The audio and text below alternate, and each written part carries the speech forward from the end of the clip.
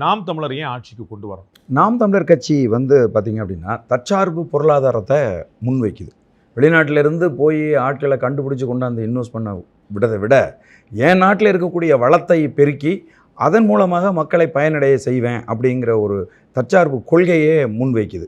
அதுக்கப்புறம் இயற்கை வளங்களை, கனிம வளங்களை எல்லாம் நாங்கள் பாதுகாத்து அவற்றையெல்லாம் எங்கள் நிலத்தில் வாழுகிற மக்களுக்கு நாங்கள் கொடுப்போங்கிறது. நிலமும் வளமும் சார்ந்த தொழிற்சாலைகளை நாங்கள் கொண்டு வருவோங்குது. சாதிய அமைப்பை வந்து ஒரு படிநிலைகளில் வந்து தகர்க்கணும் அப்படிங்கிறதுக்காக பட்டியல் சமூகத்தைச் சேர்ந்தவர்களை பொது தொகுதியில் நிறுத்துது.